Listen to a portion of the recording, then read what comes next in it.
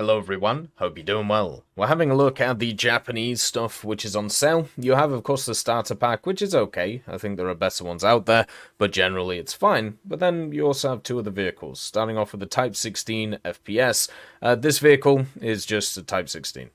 It doesn't really have too much difference between the one that you see in the tech tree, apart from the ammunition that they give it. There's actually 3 Type 16s now, and generally they are very fun.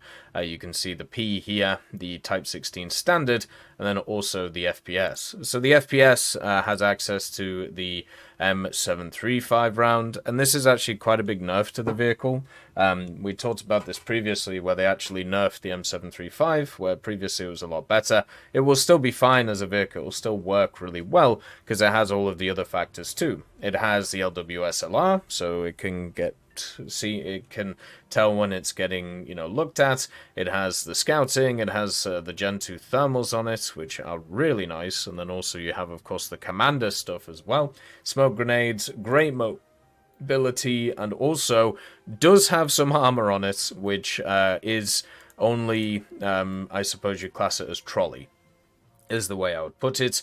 It doesn't have a ton of it, but it has, because it's not volumetric, a ton of weird angles, which mean that things ricochet which should not ricochet. Very similar to like the Dardo. You can see here, for example, if you shoot it here, it will just disappear because of the angle of the stuff. I've shot this thing many times in many different places, and because of it moving around and because of ping differences, it literally just shrugs it off and then shoots you in the face. It also has the standard reload for the 105, has the good 50 cal on the top, and pretty decent gun depression, even though I wish it was a little bit better. But it's a great vehicle. All of these weird vehicles at high BRs, which are premiums, are incredibly powerful and definitely worth picking up if you want to grind through the tech tree.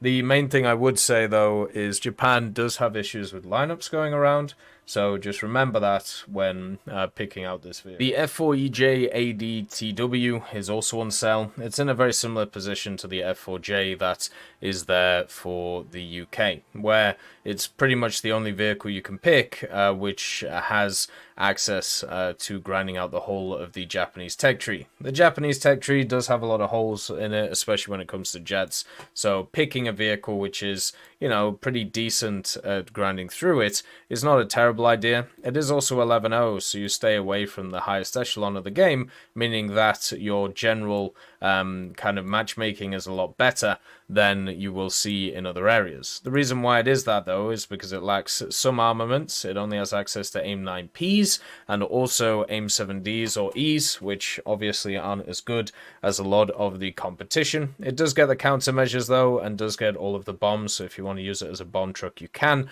The countermeasures are pretty decent, and it also gets a pretty decent radar as well to be able to fire off those semi-active missiles. The missiles themselves are just nowhere near as good as even stuff which is 0.3 above it. So this is a vehicle which has an okay performance. It has pretty good, air-to-air capabilities. It's at the moment at a really nice BR for it. The only real question is, what will they bring in the future, which will be able to kind of match it or just do better than it.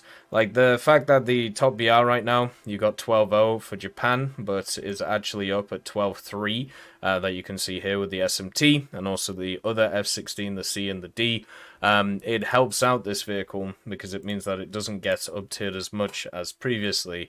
I just feel like with Japan and the state that it's in when it comes to its aviation, this is one of those to easily grind through everything, but also the real question that should be asked is it actually worth it to do so?